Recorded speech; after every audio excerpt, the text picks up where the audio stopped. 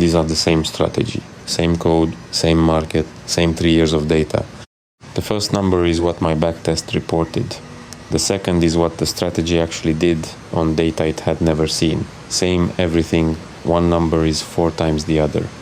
Nothing was broken, no bug, no look ahead, no data leak.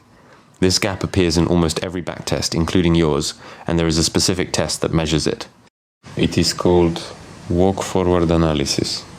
Here's the mechanism, and it isn't fraud, it's arithmetic. I tested 108 parameter combinations, channel period, ADX threshold, stop distance, trailing multiplier, then I picked the best one. But best on data I already have means I chose after knowing what happened. Some of that performance is real edge, some is luck that lined up with those exact parameters on those exact 3 years.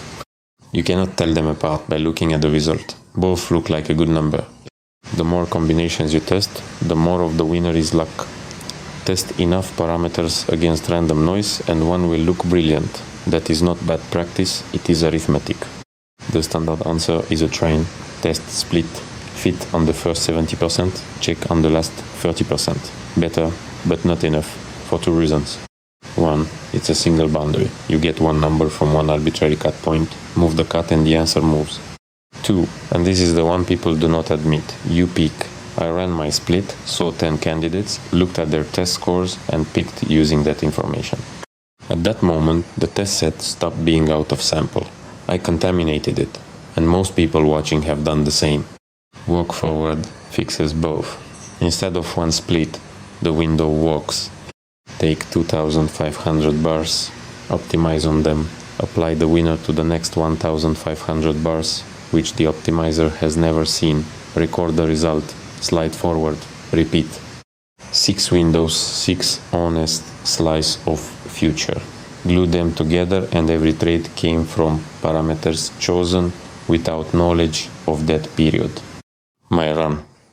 6 windows, in sample Kalmar per window, 8.3, 3.47, 7.0, 6, 7.75, 3.4, 4.92, out of sample, 1.55, 5.65, 3.26, 2.84, 0.49, 8.93, median in sample, 5.99, median out of sample, 3.05.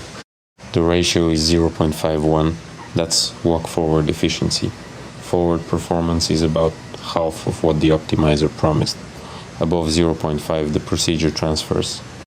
Below 0.3, you're fitting noise. And notice what this measures. It is not testing parameters, it is testing the act of choosing them, which is what you will really be doing every few months, forever.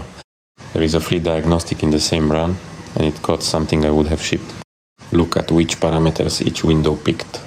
Channel period, 36 in 5 windows out of 6, stable. The market genuinely prefers that horizon. Initial stop, 1.5 and 3 windows, 2 in the other 3, 50-50. That is a coin flip. The market does not distinguish between those two values. So the optimal 1.5 sitting in my config is not a discovery, it is noise that happened to win. Had I tuned it carefully and defended it, I would have been defending a coin. Stable parameters are findings, unstable ones are decoration. Walk forward tells you which is which.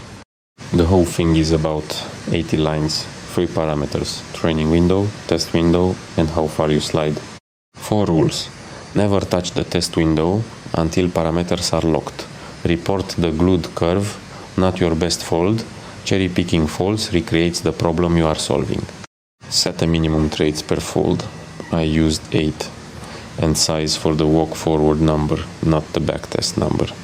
My single split backtest said Kalmar 14.55. 6 honest windows said 3.05. The strategy is fine, it made money in every window. But had I sized my account on 14.55, the first ordinary drawdown would have felt like a catastrophe and I would have switched the bot off at the worst moment. That is almost systems die. Not from being wrong, but from being oversized against an inflated expectation. Code below. Next, the 10-line test that tells you whether a market mean reverts at all. Run it before you write a strategy, not after.